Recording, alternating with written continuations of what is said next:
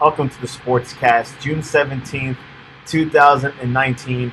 If you haven't yet, please subscribe to all our channels, YouTube, Facebook, Periscope, and iTunes. And if you're on iTunes, please leave a rating and a review. It will help us out tremendously.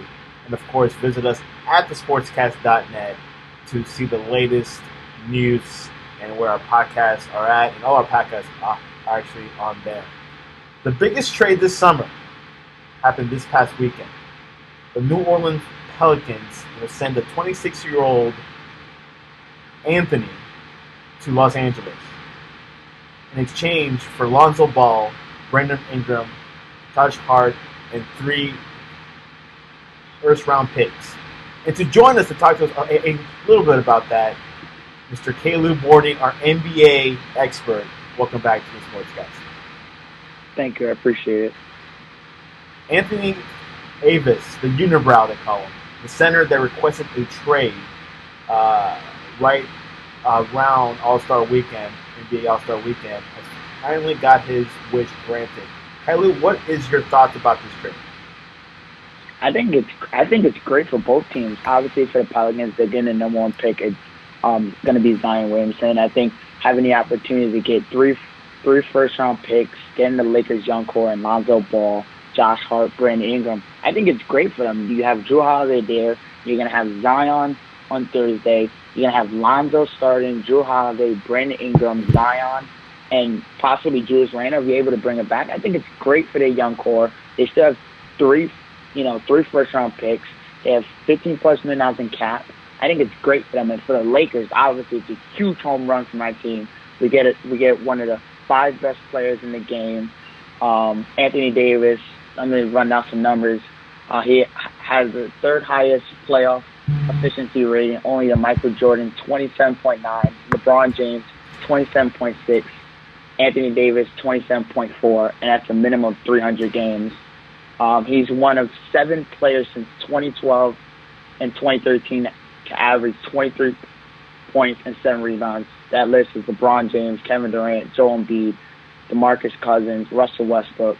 Last year, Anthony Davis averaged 1.12 points per paint touch, which was second in the NBA. He finished 38% on catch and shoot threes. The Lakers as a team finished 34%. He's going to help LeBron tremendously. I think it's a great win for the Lakers. Lakers have Kuzma, which they did not trade him out. I believe Rondo is still in the picture. Do you think the Lakers need one more superstar, or do you think this is good for now? I think the Lakers have options. Obviously, they got to fill out the roster, but I think this gives the Lakers option because there was a lot of pressure on the Lakers. Most people didn't think that they were going to land a top 3 in it. So I think this could clear some of the pressure on the Lakers, and I think they have options. They can either fill the roster with a bunch of guys like Danny Green, Brook Lopez. Even I've heard bringing back a guy like D'Angelo Russell. I've heard that they can do that. They can get Danny Green. They can fill out the roster that way, or they can go for that 3rd player, maybe a Kyrie, a Kemba. That now this gives them more flexibility. Yeah, speaking about Kyrie is looking like he's pointing towards Brooklyn. Have you been hearing that? Yeah, I think Kyrie is definitely, the Brooklyn thing is real because last week he signed with Rock Nation. So I think, agency is not always a factor in like what team you go to. But I think more and more, I think Brooklyn is definitely looking like a possibility. Now, of course, having Danny Green might go to the Lakers. Do you think Kawhi Leonard is also an option? It's tough to really read Kawhi, but I think it could definitely be an option. I think it definitely could be an option, seeing that it could be something like really like special going on in LA. So I think that could definitely be an option for him. One of the situations where I saw was Lonzo Ball being traded out. Do you think he missed his chance, his mark, or do you think just, hey, LeBron was in town and he just couldn't fit together? I think because he's not a great shooter, I just think it wasn't going to work with LeBron because he needs the ball in his hands. So I think it wasn't going to work with LeBron. I think having the chance to play in New Orleans, I think a lot of people think it's a win for both teams, and I think it's a win for both teams. In fact, the Pelicans, Lonzo Ball and Zion Williamson is going to be very fun to watch next year. I think that's going to be fun. You're going to have Brandon Ingram as a slasher. Josh Hart's a nice rotation piece. Jrue Holiday is a good defender. And if you can bring back Randall, that's a nice team. They're going to win like 30, 35 games, but that's a nice team to watch. Very nice team. Where do you put the Pelicans in the playoff contention next year? I don't think they're going to make the playoffs because the Western Conference is loaded. But I think they're going to be one of the fun teams to watch, and they could, mess around this and beat a couple of teams. They're still going to win around 30 to 35 games because the Western Conference is competitive. So I don't see them in that, top 8. But they can be, one of those young, fun teams to watch, like a Brooklyn. But they won't make the playoffs because they're in the West.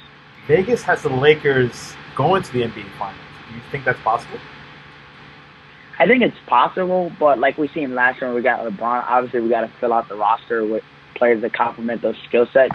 But I think it's possible because we do have 2 of the top 5 players in the game. But I still think that we have a while to go between now and July and even training camp in terms of filling out the roster. I really do think now with the Warriors kind of hurt, wounded a little bit, I think that pushes the chances for the Lakers to potentially take the West. No, I think the opportunity is there for the Lakers, but like last year, I don't want to get my hopes up as a Laker fan because like what happened to us last year. I want to get my hopes up because we still got to fill out the roster with those pieces. But I definitely think we're the favorites right now. If you had to choose one player to join the Lakers to complete complete that roster, like one big superstar, and it's realistic at the same time, who would you pick? It would be Kawhi, but I don't think it's going to happen. But I think it could happen. But I also think another top one, it would be Kyrie because him and LeBron and Anthony Davis, and I think we also need another point guard to complement the team. Yeah, is Rondo still around or is he a free agent? Rondo's a free agent, but I don't know where the Lakers stand in terms of him bringing him back. I think if they bring him back, I don't think they're going to start him. I think it's going to be more of a backup role, but we'll see going forward, depending on what the Lakers do with Kemba, Kyrie, etc. Do you think Klay Thompson can possibly go to LA? I think Klay Thompson. I think I've always been under the case that Klay Thompson, especially recently with his father saying, I think Klay Thompson will return back to Golden State. I think that it's going to happen. Yeah, they're really good. I think it's a very strong sentiment, of course, and we'll see what happens this summer. Obviously, Kevin Durant in the picture still, but he's injured, so the interest will go low. Obviously, we don't know what's going to happen. I mean, he has an Achilles tendon. He won't be back in a year, but will teams still deal with him? Or I think teams like the Knicks are going to do him because obviously they're desperate for that star. So I think teams like the Knicks are definitely going to be involved in that.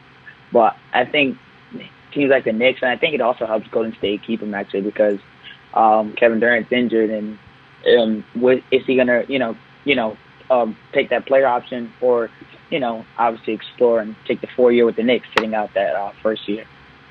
Quite interesting moves in the NBA, and I was hearing this morning that the Lakers had to make this move early on. Lakers, it's I can't say it's a toxic place to play, but if the Lakers had to get something going, they had to do it early on. Definitely agree. Well, last week, NBA Finals, the Toronto Raptors defeated the Warriors in 6 games. Really, wow, the Warriors were pretty much beating up. In the third quarter, Klay Thompson tore an ACL and left the game early, and I thought that was the beginning of the end. What were your thoughts about Game 6? I thought that Game 6, I really felt bad for Klay Thompson because he obviously tried to come back, and it was the quote of Steve Kerr, and he was telling him at the end of the third quarter, 2 minutes and I'll be back. And I felt like it was really sad, but most dynasties end very sad, and it was just really heartbroken for Klay Thompson going into free agency, obviously wanting to play. So I thought it was really sad for him. And in terms of the game, I felt like the Raptors did a really good job. Kyle Lowry was huge. I mean, 11 points. The first 11 points for Toronto, he was huge. I feel like he did a great job at setting that tone for Toronto. I feel like Toronto's defense is great, and they won their first championship in 24 years, and it's great for them. Yeah, pretty exciting for the Raptors. I think the Raptors were healthy. The Warriors were just beaten up by the time we get to the finals. after going into the finals for 5 years straight. And I was talking to a few friends. Steph Curry isn't Michael Jordan. Yeah, definitely agree. I saw a stat about Steph Curry. In the last 20 seconds, go ahead field goals for a playoff game in the last 20 seasons, Steph Curry's 0 of 8, Russell Westbrook 0 of 7, and Zach Randolph is 0 of 4. How would you rank Caillou? How would you rank Kawhi Leonard in like the best players right now in the world?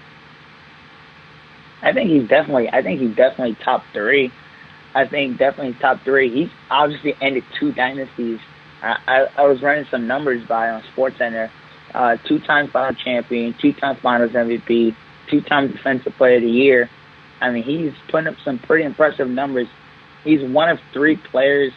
He's one of three players to win the Finals MVP on two different teams.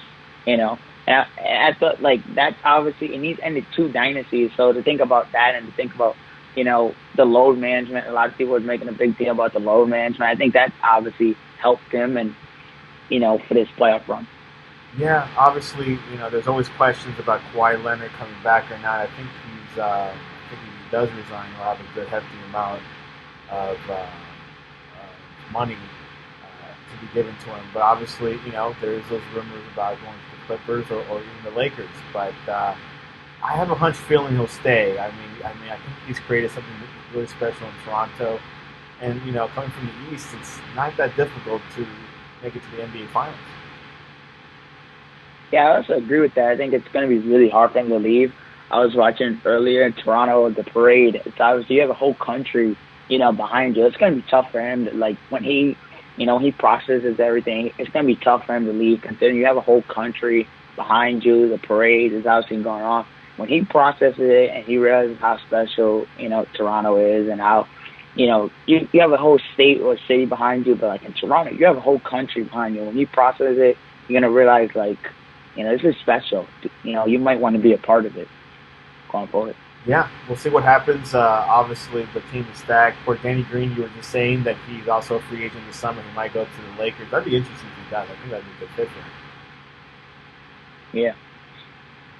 Baseball, Clinton Frazier from the Yankees, 24 years old, heads back to the minor leagues as Edwin Encarnacion, one of the major's more prolific active home run hitters, gets added to the Yankees' 25-man roster following the Saturday trade that brought him to the Bronx Bombers from Seattle.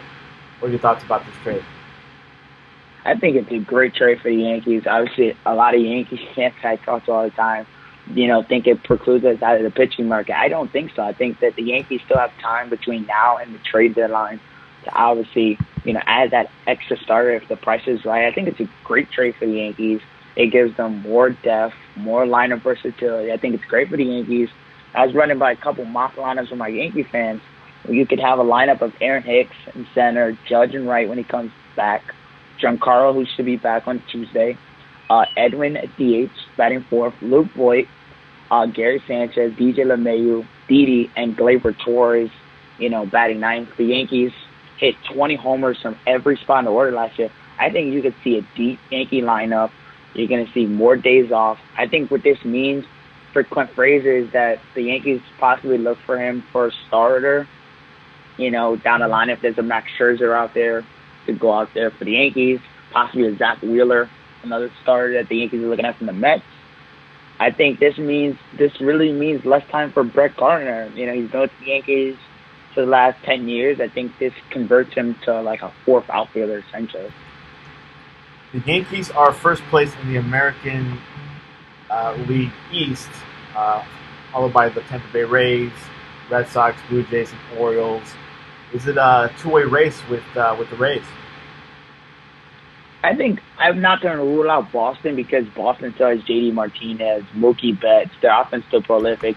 I think, what they're going through a lot is, Alex Cora didn't want to push Chris Sale early. So I think what they're going through is a championship angle. I don't want to rule out Boston because Boston's still offense. They're still going to play well in the rivalry. I still think they're going to play well in the second half. But, I think it's still going to be a three-team race. So I wouldn't want to rule out Boston. Still early on. It's June. All-Star break is next month. So a lot going on in in Major League Baseball. Of course, Caillou is probably the only guy on the sportscast who's able to tell us and give us a little recap of Major League Baseball, and he does a great job at it. Let's go to game. Anything else before game predictions? No. Let's go. Major League Baseball is only sport going on tonight. Philadelphia at Washington. I'm going Philadelphia. The Mets at the Braves. Braves. San Francisco at the Dodgers. Dodgers by 4 runs. There you go. And random question: which vegetable do you dislike the most? Carrots. Yeah, really interesting. Yeah. I would pick like broccoli or cauliflower. I love broccoli, especially Chinese. I love broccoli. With cheese? No, just regular plain broccoli. That's awesome. Yeah. Caillou, how can people reach you online to talk to you about the Yankees? They can reach me at Caillou Borden 12 on Twitter, lowercase, and they can reach me on Instagram at Caillou B123. Caillou has one of the best Twitter feeds. He goes into very deep analytics with the Yankees, any other sport, and of course we'll be watching out for the NBA offseason this summer. It was supposed to be a big one. I mean, it's still big. It's still a big summer, so we'll see what other trades are going to happen. Houston, we're eyeing Houston a little bit. Let's see what happens with PD and the Knicks. Hopefully the Knicks will get something going. I really hope that team gets something going. For sure. Anyways, visit us on thesportscast.net for all the latest news and coverage. Caillou, I appreciate you coming on to the Sportscast. Thank you.